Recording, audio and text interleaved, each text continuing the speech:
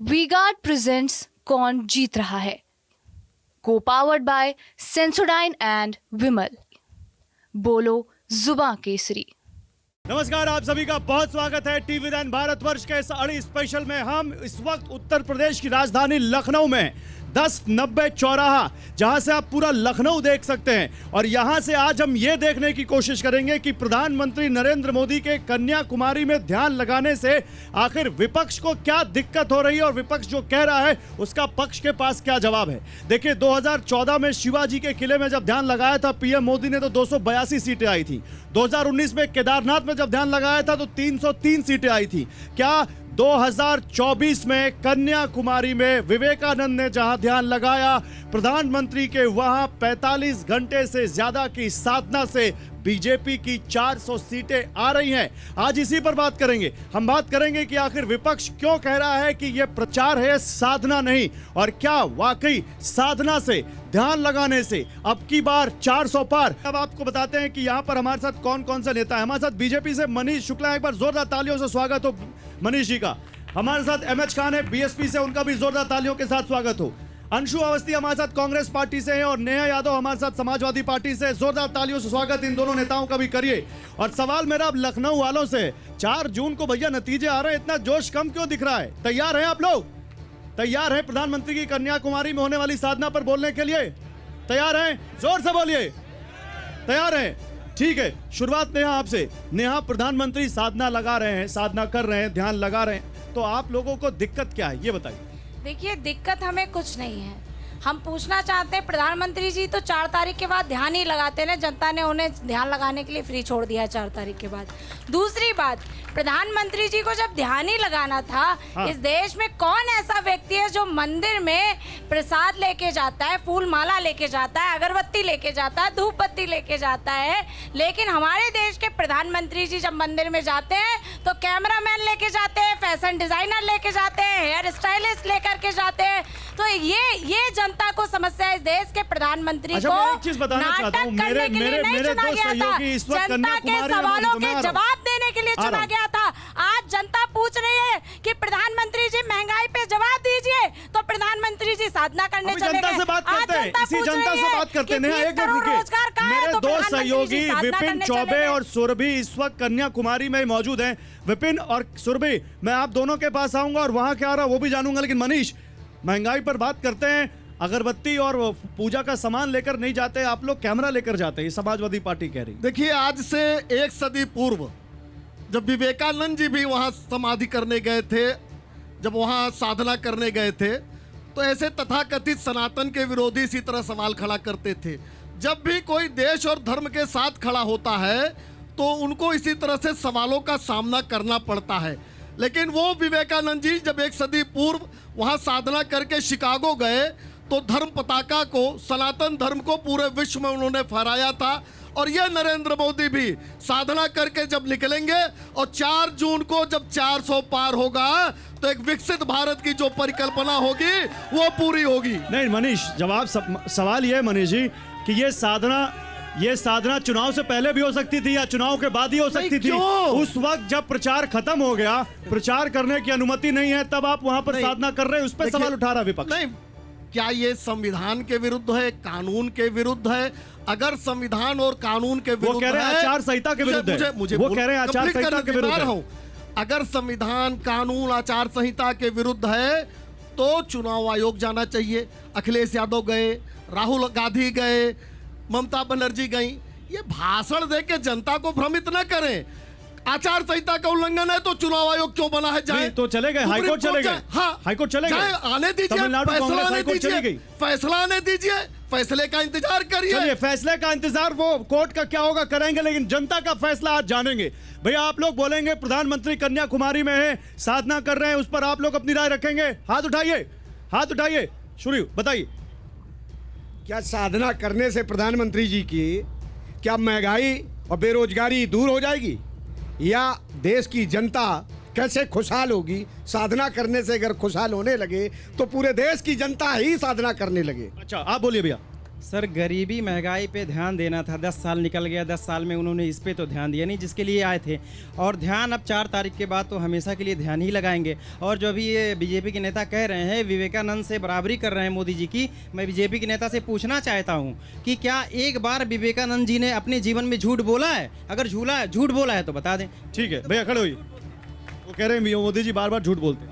देखिए, विपक्ष का जितने भी लोग हैं, समाजवादी पार्टी हो या कांग्रेस हो या बसपा हो, जो भी हैं, सारे के सारे लोग झूठ जितना बोल सकते थे उतना उन्होंने बोला है। लेकिन देश की जनता का प्यार मोदी जी के प्रति है और आज साधना कर रहे हैं। तो राक्षसों का काम है विचलित होना।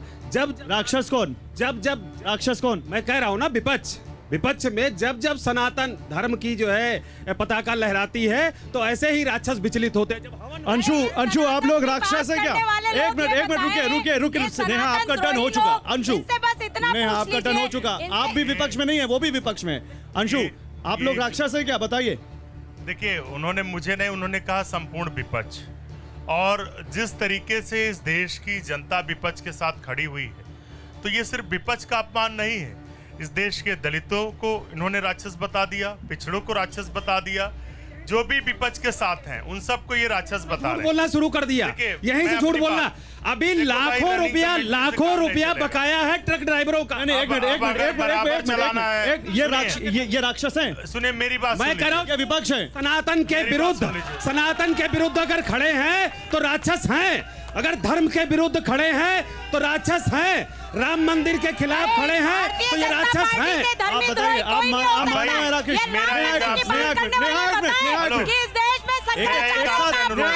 एक साथ नहीं, आप बोलिए। हम कोई बात करें तो उसका जवाब बीजेपी के लोग नहीं, आप बोलिए।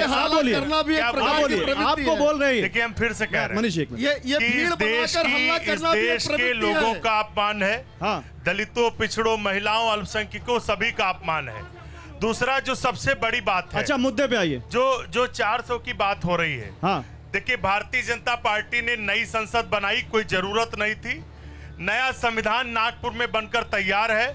इस देश के वोटर को, इस देश के दलितों, पिछड़ों को इस बात का ध्यान रखना होगा कल वोट डालने से पहले कि अपने संविधान को बचाना है या जो नागपुर में रखा उसे नहीं। पहले तो एक चीज बता दूं, मेरे इस मंच का इस्तेमाल आप वोट मांगने के लिए मत करिएगा क्योंकि प्रचार खत्म हो चुका है। मेरी बात तो आ जाए, तो आपने बता दिया वोट नहीं मांग रहा हूं, आपके पंजे नहीं मांग रहा हूं वोट, मैं वो जनता दे रही है। देखिए, जो नई संसद बनी है, ऑब्जेक्शन, जो नई संसद बनी है, उसी में नया संविधान रखने की तैयारी है। उसी में नया संविधान रखने की तैयारी है। इस देश की जनता और इंडिया गठबंधन ये होने नहीं देगा। इस देश की जनता और इंडिया गठबंधन ये होने नहीं देगा। ये देश देख रहा है कि भारतीय जनता पार्टी का अहंकार। अच्छा, मुझे इसका जवाब दे दीजिए। एक जवाब दे दीजिए। जवाब लेते हैं। 400 सीटें क्यों चाहिए देश में? संस्कार बनाने के लिए 272 काफी है। ओके, अब जवाब 400 क्यों चाहिए आपको? अरे सुनिए तो, क्योंकि आपकी नियत संविधान बदलने की है। आपकी नियत संविधान बदलने की है। ये 44 में खुश हैं तो ये चाहते हैं कि हम भी 400 पार न करें। क्योंकि जनता ने इनको 44 पे रख दिया है तो चाहते हैं हम भी ना पार करें। इन्होंने ओबीसी का आरक्षण छीना। कर्नाटक में ओबीसी का आरक्षण छीनकर मुसलमानों को दिया। संविधान इन्होंने छीना। 1975 में इमरजेंसी इन्होंने लगाई। इमरजेंसी इन्होंने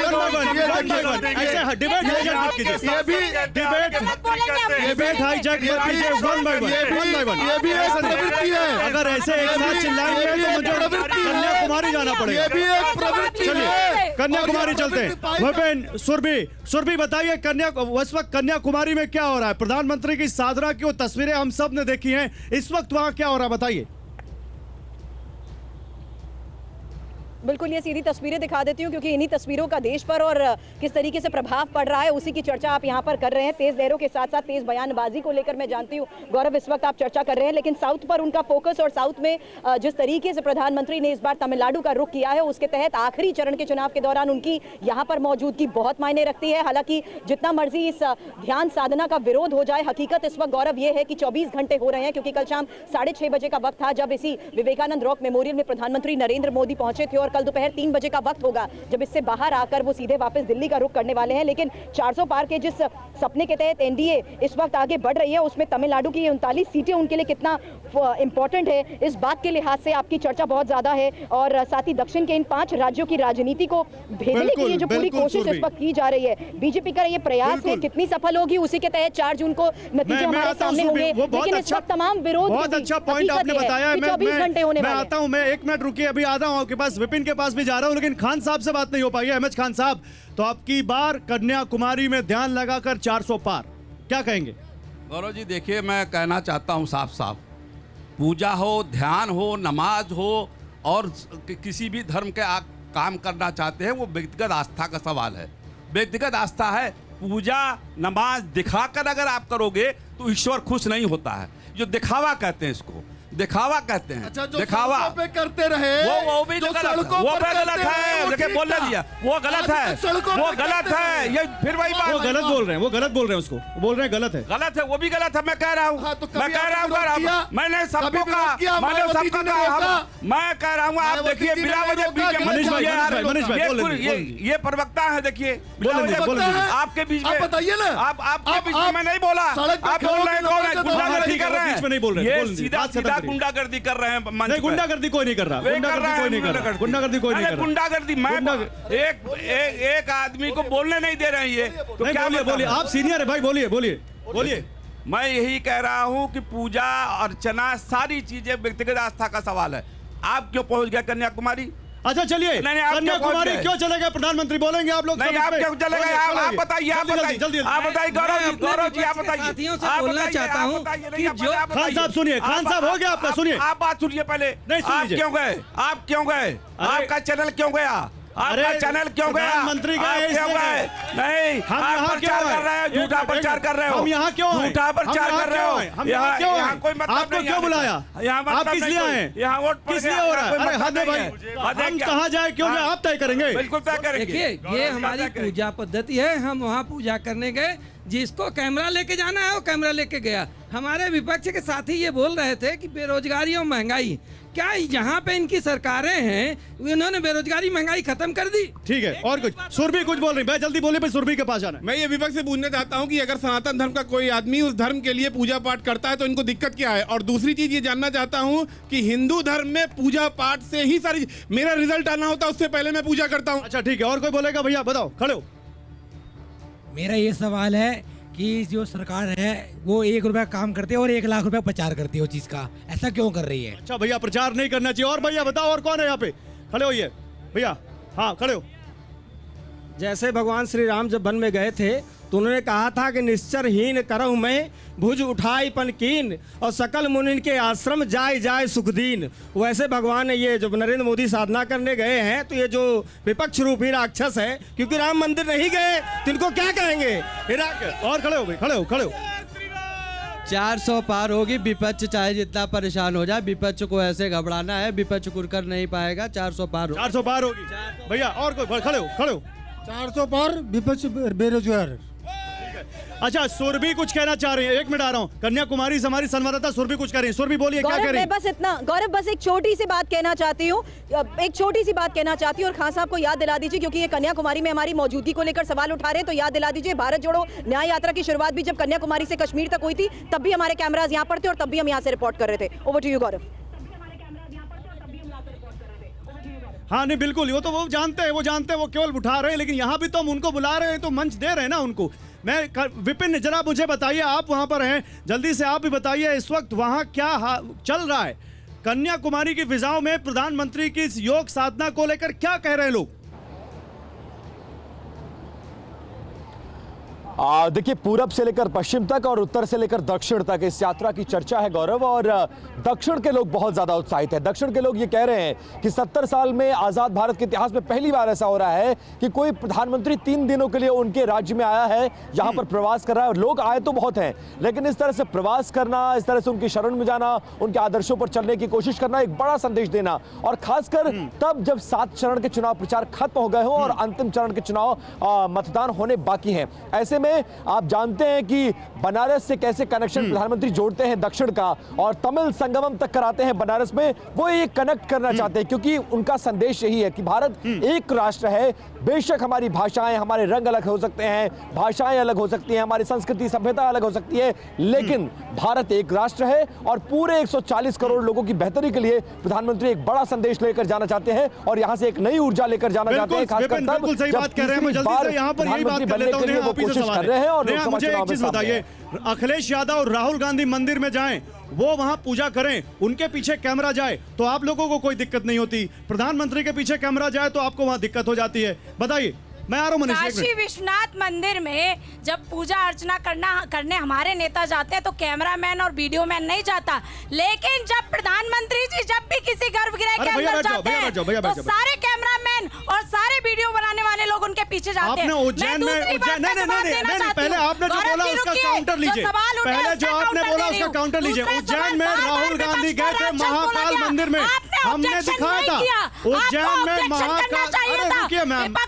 आप रुकिए। उज्जैन में महाकाल में राहुल गांधी गए थे, मंदिर में पूजा कर रहे थे। किडनैप करने आया था साधु के वेश में। आप साधु के वेश, राहुल गांधी को रावण कह रही हैं, आप राहुल गांधी को रावण कह रही हैं, आप राहुल गांधी को रावण कह रही हैं। प्रधानमंत्री जी आज मैं राहुल गांधी की बात कर रहा हूँ, आप राहुल गांधी को रावण कह रही हैं। साधु का वेश बना के रावण की भूमिका में आए हैं। मनीष जी, के बाद नहीं, आप सुनती नहीं है, आप सुनती नहीं है। आप वन वे ट्रैफिक करते हैं, मैं सवाल पूछ रहा हूँ। राहुल गांधी भी साधु के वेश में गए थे, वो भी रावण थे। 4 जून के बाद प्रधानमंत्री की मैं बात कर रही हूँ, डर क्यों लगता है? जब गठबंधन टूटेगा, जब गठबंधन टूटेगा तो ये सपा और कांग्रेस एक दूसरे को रावण और मारीच नहीं, लेकिन मनीष भाई आप उस बात का जवाब नहीं दे रहे। बताइए। जब प्रचार खत्म हो गया तो उसके बाद प्रधानमंत्री जी इतने सारे वहां पर कन्याकुमारी 45 घंटे की साधना। कन्याकुमारी में चुनाव हो रहा है क्या?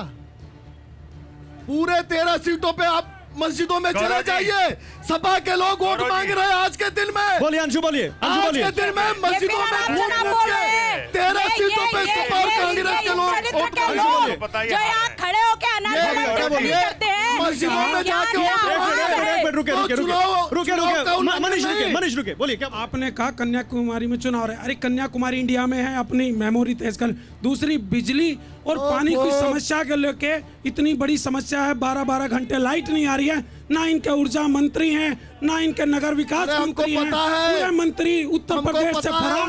अंशु मनीष रुके, के पहले और 4 जिलों में बिजली आती थी, केवल मैनपुरी टावर। प्रधानमंत्री को अंशु मनीष जी, मनीष रुके, अंशु हमारा कहना ये है कि अंशु बोलिए। प्रधानमंत्री जी खूब ध्यान लगाएं। मनीष भाई, प्रधानमंत्री जी खूब ध्यान लगाएं।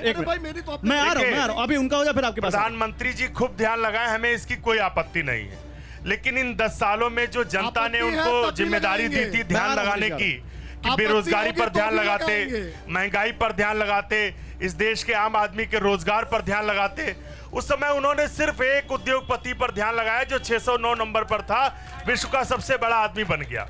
हमारा कहना यह है कि जब 10 साल हो गए हैं तो सरकार मीट, मटन, मछली और मुर्गा पाकिस्तान, हिंदुस्तान की बात क्यों कर रही है? इस देश के किसानों, युवाओं, आदमी की बात क्यों नहीं कर रहे हैं? आपने अर्थव्यवस्था की बात की, आपने बात यहाँ पर उद्योगपतियों की एक बड़ी खबर आ रही है और मुझे लगता है आप इसको समझेंगे। चुनाव के बीच अर्थव्यवस्था से जुड़ी एक बहुत बड़ी खबर आई है। चौथी तिमाही में जीडीपी 7.8% रही है और ये पहले जीडीपी में ग्रोथ में 7.9% रहने का अनुमान था। पिछली तिमाही में जीडीपी 8.4% रही थी। वित्त वर्ष 2024 में 8.2% की दर से इकोनॉमी बढ़ी है और पिछले साल समान तिमाही में जीडीपी ग्रोथ रेट 6.2 दर्ज की गई थी। अंशु, तो ये चुनाव के बीच मैं इसका जवाब दे देता हूं। बोलिए, आप दीजिएगा, एक मिनट बोलिए। हम बार बार इस बात को कह रहे हैं कि बीजेपी की सरकार में जो जीडीपी बढ़ रही है वो जॉबलेस ग्रोथ की जीडीपी है। उस जीडीपी में इस देश के गरीब नहीं है, इस देश के किसान नहीं है, इस देश के नौजवान नहीं है, सिर्फ और सिर्फ एक उद्योगपति है। ठीक है, मनीष जवाब दीजिए। अगर आप उन्हें माइनस करते हैं, अगर मोदी जी मनीष जवाब दीजिए। देखिए एक और खबर है आज बड़ी, 100 टन सोना जो 1991 में मनमोहन सिंह जी जब वित्त मंत्री थे, मनमोहन सिंह जब रिजर्व बैंक के गवर्नर थे, विदेशों में जिन्होंने गिरवी रख दिया था 100 टन सोना, आज वो भारत में आ गया है लौटकर। 100 टन सोना आज वापस आया है, आज 100 टन सोना वापस आया है। और बेरोजगार एक करके पैरेलल नहीं, Anshu please, Anshu please, Anshu please, एक पैरेलल नहीं, बात समझ में नहीं आता। अभी आ रहा हूं मैं। और इस जीडीपी से केवल 2 लोग बेरोजगार हुए, राहुल गांधी और अखिलेश यादव केवल बेरोजगार हुए हैं। राहुल गांधी और रनिंग कमेंट्री कर रहे हैं। ये गलत बात है, ये गलत बात है। आप जब बोले तो बीच में कोई ना बोले, और जब दूसरा बोले तो आप बीच में बोल रहे हैं, ये गलत बात है। आपने सवाल पूछ लिया, जवाब दे रहे हैं, रुकिए बोलिए। 100 टन सोना मनमोहन सिंह ने जो 1991 में रखा था गिरवी, उसको आज वापस लाया गया है। और इस जीडीपी से केवल राहुल गांधी और अखिलेश यादव बेरोजगार हुए हैं। 4 जून के बाद बेरोजगारी इनकी बाहर जाएगी। पहले तो जनता बोलेगा, अंशु रुकिए, जनता को भी नहीं बोलने देंगे क्या? सर बहुत इंपॉर्टेंट, थोड़ा सा ध्यान दीजिए। प्रधानमंत्री झूठ। मैं भाजपा के प्रवक्ता महोदय से एक बात पूछना चाहता हूँ। जितने आंकड़े आपने अभी गिनाए हैं कि इस देश में इतना सोना वापस हो गया, सर जीडीपी की बात करने वाली जनता की सुन लो भैया, यही दिक्कत है, जनता की सुन लो, जनता की सुन लो, बोलो बोलो बोलो। यही तो समस्या है कि प्रवक्ता भाजपा वाले जनता सुनना ही नहीं चाहते। समाजवादी भी नहीं सुन रहे, समाजवादी सुन। मैं माननीय भाजपा के प्रवक्ता महोदय से बात करना चाहता हूँ। जो इतने अभी आंकड़े गिनाए हैं, इतना हमारा देश एक धनाढ्य हो रहा है, इतनी अर्थव्यवस्था हमारी मजबूत हो रही है, जैसे सर आपने भी बताया है, तो क्या हमारे देश में जो अर्धसैनिक बल है उनकी पुरानी पेंशन को बहाल क्यों नहीं कर रहे हैं? और कहते हैं ये बहुत बड़ी राष्ट्रभक्त पार्टी है, तो इनके नेताओं के लिए जो हमारा अर्धसैनिक बल दिन रात इनकी सेवा में लगाता है, इस देश के लाखों कर्मचारियों को पुरानी पेंशन बहाल क्यों नहीं? पुरानी पेंशन बोलो, पुरानी पेंशन। रावण, अरे गौरव जवाब तो ले लीजिए, पुरानी पेंशन की जवाब लीजिए, जवाब लीजिए गौरव जी, निकाल लीजिए। 4-5 लोग बोल लेते। रावण से बड़े सर पुजारी मोदी जी नहीं है, और राजनीति में सफल करने के लिए अगर पूजा पाठ कर रहे हैं तो ये पाखंड होता है। और मेरी बात सुन लीजिए, जनता का जनादेश के साथ साथ भगवान का भी ये आदेश है कि इस बार देश का प्रधानमंत्री ये राहुल गांधी। ये कौन? राहुल गांधी बनेगा। ठीक है भैया, खड़े हो, इधर कोई बोलेगा, खड़े हो। क्या है ये? इस बार एनडीए की सरकार नहीं, इंडिया की सरकार बनने जा रही है, इंडिया गठबंधन की सरकार बनेगी। तो करोड़ सोना ढूंढ के ला सकते, लेकिन जो आरडीएफ 400 करोड़ आया था कश्मीर में जवान मारे गए, वो ढूंढ के नहीं ला पाए। आपस में नहीं, आपस में नहीं। उत्तर प्रदेश में 65% युवा 35 से आयु की कम का है। नौजवानों के लिए सरकार क्या कर रही है? 10 साल में 20 करोड़ रोजगार की कोई लिस्ट तो दे दे भाजपा के प्रवक्ता, हम जानना चाहते हैं। रोजगार क्या होता है पहले मतलब तो जान लो। रोजगार मर रहा है तो मरोगे। आपस में नहीं, आपस में नहीं, आपस में नहीं, आपस में नहीं। भैया इधर कोई बोलेगा, इधर इधर बोलिए बोलिए बोलिए बोलिए। गौरव इस बार 400 हार। सर मेरा सिर्फ एक ही क्वेश्चन है भाजपा के प्रवक्ता से कि उनके पास ऐसी कौन सी सर्टिफिकेट प्रोवाइडिंग मशीन है जिसमें उनका विरोध करने वाले लोग देशद्रोही हो जाते? ओके ओके, नहीं एक मिनट, ये कह रहे हैं कि जो सनातन के साथ खड़े होते हैं वो कौन सी मशीन है, क्या कह रहे हैं आप? इनका सवाल है, लेकिन मैं कह रहा हूँ 400 पार हो रहा है इसलिए कि जो भारत माता को डाइन कहे उनको मिटाने के लिए, जो भारत के विरोधी, भारत के टुकड़े करने वालों के साथ है, उनको मिटाने के लिए। सर जी मेरा सवाल प्रधानमंत्री मोदी जी से है कि वो इस 5 साल अगले ध्यान ही लगाएं, और ध्यान ही लगाएं, सरकार चलाने की ना सोचें। नरेंद्र मोदी कन्याकुमारी जा रहे हैं, महाद्वीप पे जाके फोटो शूट करा रहे हैं, तो मणिपुर में जब महिलाओं के साथ अत्याचार हो रहा था, मणिपुर जल रहा था, तो नरेंद्र मोदी कहाँ थे? नरेंद्र मोदी कहाँ थे? भाई साहब ने बोला धक्का नहीं, धक्का नहीं, धक्का नहीं, धक्का नहीं। भाजपा प्रवक्ता बोल रहे हैं कि सोना बाहर, एक एक करके भाजपा प्रवक्ता ने सुन लीजिए भैया, सुन लिया। उन्होंने बोला कि सोना वापस आया। अरे हमसे 300 किलो पेंशन पे सवाल का जवाब ले लीजिए गौरव जी। बताइए गौरव। अच्छा एक मिनट, आप लोग बैठिए, चेयर पे बैठिए, आ रहे हैं, चेयर पे बैठिए, सब लोग चेयर पे बैठिए, ऐसा नहीं होगी बात। बैठो यहाँ, चेयर पे बैठो। पीछे वाले हाथ उठाएंगे तो उनके पास भी आऊंगा, लेकिन मनीष गुला जवाब दे रहे थे। मनीष गुला उधर जवाब दीजिए। पेंशन 20 करोड़ रोजगार का जवाब दीजिए। नहीं, पेंशन पे जवाब मैं देना चाहता हूं। पेंशन पे जवाब दीजिए। अरे जवाब देने दीजिए। पुरानी पेंशन उत्तर प्रदेश में जब हटाई गई तो उत्तर प्रदेश में मुलायम सिंह यादव की सरकार थी 2004 में।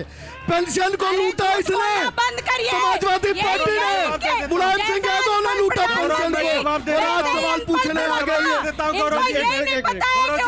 पेंशन मुलायम सिंह यादव ने समाप्त की। केंद्र का फैसला था, राज्य का फैसला था। राज्य सरकार को ये अधिकार था कि पुरानी लागू करे चाहे नहीं लागू करे। मुलायम सिंह ने कहा कि नहीं, पुरानी पेंशन हम नहीं लागू करेंगे। नया जवाब, नया जवाब। रुक जा भैया, भैया हल्ला नहीं, रुकिए। आपके नेता बोल रहे हैं, आपके नेता बोल रहे हैं, नया जवाब दीजिए। अग्निवीर जैसी व्यवस्था इनकी सरकार भैया आपके नेता बोल रही है, जवाब दीजिए। आपके नेता बोल रही है, बैठिए बैठिए देश के युवाओं का कहीं ना कहीं करने का समाजवादी पार्टी की सरकार के समय में खटीमा हो, रामपुर हो, महिलाओं की लूटी जाती थी, महिलाएं चल नहीं पाती थी, छेड़छाड़ हुआ करती थी, अखिलेश यादव, सुखपाल यादव लूट लिया करते थे। मैं बीजेपी के प्रवक्ता महोदय से कहना चाहता हूं कि पुरानी पेंशन माननीय मुलायम सिंह यादव जी ने नहीं बंद कराया था।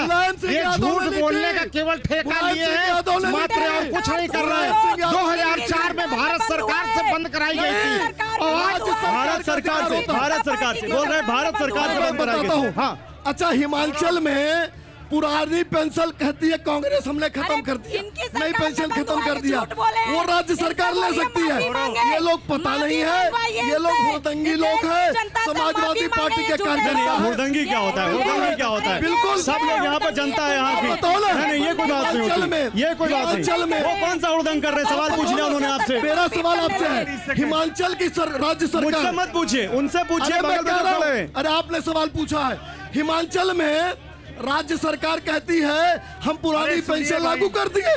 जवाब दीजिए, अंशु जवाब दीजिए। हिमाचल का जवाब दीजिए, हिमाचल का जवाब दीजिए। अरे रुको भैया, रुको, हिमाचल का जवाब दीजिए। भैया सुनिए, बैठिए, बैठिए, बाकी है, बैठिए, आपस में डिबेट मत करो। अंशु, ओल्ड पेंशन जब बंद, वो कह रहे हैं 2004 में मुलायम सिंह यादव ने पेंशन वापस ली और हिमाचल में आप लोग लागू नहीं कर पाए अभी तक। इसका जवाब, जब ओल्ड पेंशन बंद हुई श्री अटल बिहारी वाजपेयी जी की राज्य सरकार। अच्छा, हिमाचल मनीष बीच में मत बोलिए, अभी आपके बीच में नहीं बोल रहे थे। बोलने दीजिए, बोलने दीजिए। अरे रुकिए, वन बाय वन बोलेंगे, आप नहीं तय करेंगे। अरे भाई साहब बोले। दूसरा, अरे बोल, आपके नेता बोल रहे थे तो वो चुप थे। बिल्कुल नहीं चुप थे। बैठिए, बैठिए। आखिर बीजेपी के लोग यादव ने पुरानी पेंशन को भैया डिबेट ऐसे नहीं होती है, एक-एक करके होती है। इस देश की जनता का दूसरा ये जो बार-बार एक मनीष भाई, वन बाय वन। आप कुछ किसी के बीच में नहीं बोल रहे, आप सब एक दूसरे के बीच में बोल रहे हैं। ओके, आपने अपना पक्ष रख दिया। ऐसे नहीं होता है मनीष, ऐसे नहीं होता है। आप रुके, उनका जवाब आने दीजिए। दूसरा जो बार-बार ये सोना चांदी की बात कर रहे हैं, अरे प्रधानमंत्री जी को ना नींद आ रही है, उनका सोना गायब हो चुका है।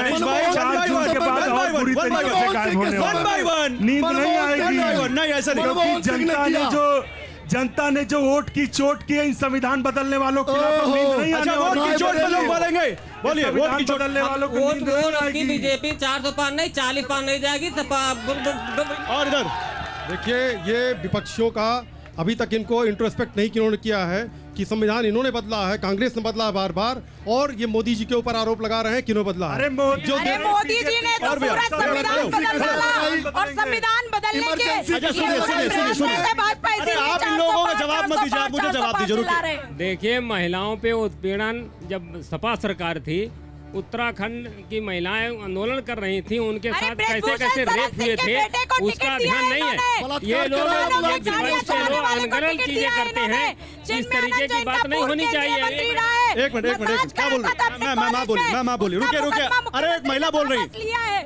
मैं ये पूछना चाहती हूँ विपक्ष से कि आज के पहले ना बेरोजगारी थी, ना महंगाई थी और ना ही किसी चीज की किल्लत थी। सारी समस्याएं जब मोदी सरकार आई तब आई। 400 का सिलेंडर 1100 में नहीं था, और इधर कोई बोलेगा कुछ? 400 का सिलेंडर 1100 में हो गया।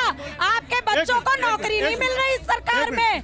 आप पूछिए, आप इनसे पूछिए 20 करोड़ नौकरियां पूछना चाह रहा हूँ, अगर आप सोना वापस ला सकते हो तो पुलवामा हमले में वे 300 किलो RDX आया था, वो सेकंड ढूंढ के अभी तक ला इधर बोलो, एयर स्ट्राइक, कांग्रेसियों के जो प्रिय है पाकिस्तान, उस पर एयर स्ट्राइक कर दिया, सर्जिकल स्ट्राइक कर दिया, मटिया मेट हो गए सब आतंकी।